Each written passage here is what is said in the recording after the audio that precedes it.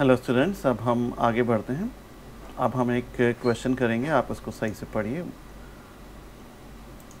क्या कहता है, find the polar equation of a circle जिसके डायमीटर्स के जो एंड हैं वो ये हैं, ए अल्फ़ा और बी बीटा। देखिए ये एक सर्किल बना लिया हमने, ये इसका डायमीटर का एक एंड ये है और एक एंड ये है।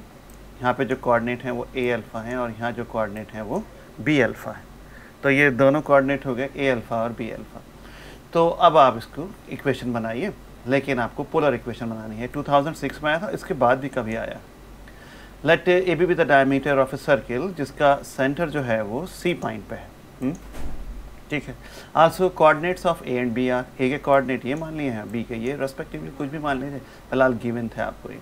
अब लेकिन किसी भी चीज़ की अगर इक्वेशन बनानी है तो उसके ऊपर आपको एक जर्नल पॉइंट तो लेना ही पड़ेगा। तो let us take a general point P R comma theta on the circumference of the circle, और पी से आपने ए और बी को मिला दिया। अब ये तो सर्किल की प्रॉपर्टी होती है कि उसके सर्कमफ्रेंस के ऊपर यहाँ पे कोई भी एक पॉइंट हो जो उसके डायमीटर्स के एंड पॉइंट्स को टच करेगा, तो यहाँ पे एंगल निश्चित तौर पे 90 डिग्री का ही होता है।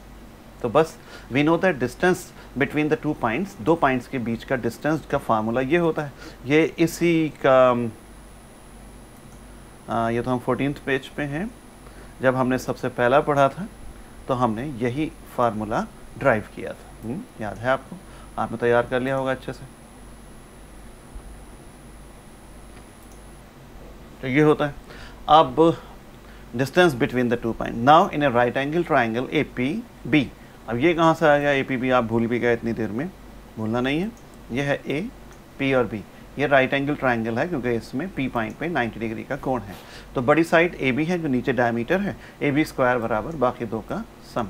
अब ए बी क्या होता है? दो पॉइंट के बीच की दूरी। अब आपको असल में कोऑर्डिनेट तो तीनों के पता है, तो ए बी का स्क्वायर बराबर लिखा था ना आपने, बड़ी साइड का स्क्वायर दो छोटी स्क्वायर साइड के स्क्वायर का सम। अब आप ए बी का डिस्टेंस इस फार्मूले से जो हमने ऊपर निकाला है, और तो डिस्टेंस था ना, तो अंडर रूट में था, यहाँ डिस्टेंस का स्क्वायर है। तो बस दोनों sides A square B square minus 2ab cos theta 1 minus theta 2 होता है। यहाँ पे कितना आ जाएगा? कॉस आपका अल्फा माइनस बीटा। कैसे आएगा देख लीजिए।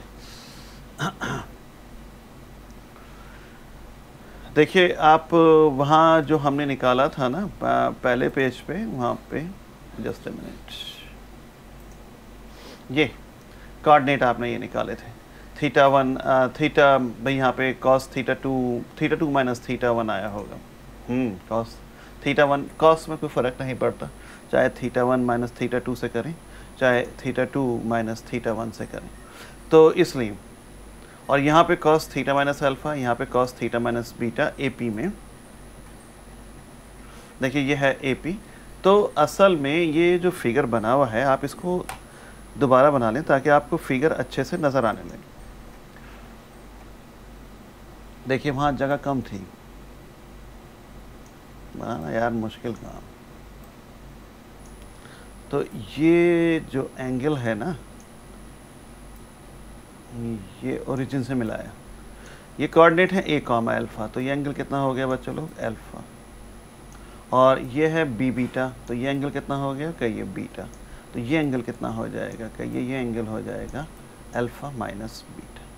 तो इस ट्रायंगल में आप कहानी लगाएंगे, ये डिस्टेंस ए है, ये डिस्टेंस बी है, तो कॉस अल्फ़ा माइनस बीटा क्या होगा? ए स्क्वायर प्लस बी स्क्वायर, और फिर सामने कौन है? ए बी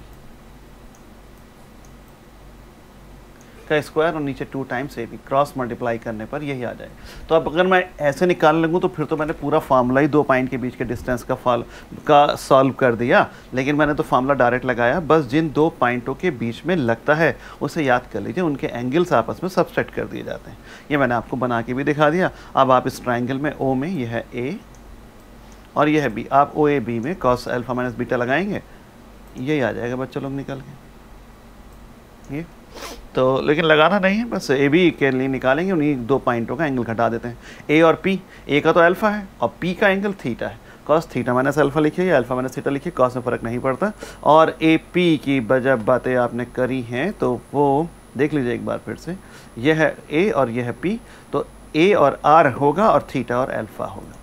तो देखिए ए और आर है, थीटा और अल्फ़ा है, और जब पी बी का करेंगे तो वहाँ बीटा है और बी और आर होगा। तो बस इस तरीके से आप फार्मूला लगा दीजिए, बस फार्मूला लगाने की देर नहीं है। उसके बाद ब्रैकेट श्रैकेट खोल दीजिए और आर स्क्वायर के लिए सॉल्व कर लीजिए। बस this is the required equation of circle. कितना बढ़िया सवाल, बस इस फार्मूले का खेल है। ये फार्मूला जब आप लिखिए ना वहाँ पे ये अपने कॉपी में कि we know the distance between the 2 points इतना इतना इज गिवन बाय ये, तो अच्छा ये हो आप इसके बराबर में छोटा सा ये फिगर बना दें तो आपको क्लियर रहेगा। बस ये वाला फिगर तो आपको बहुत अच्छा लगेगा। चलिए अब हम आगे बढ़ते हैं। कहता find the condition that the straight line ये में टच द सर्किल इतना। कंडीशन निकालिए कि ये स्ट्रेट लाइन इस सर्किल को टच करेगी। तो देखिए given straight line and the circle is इतना। 1 में आपने स्ट्रेट लाइन लिख दी और 2 में आपने सर्किल लिख दिया।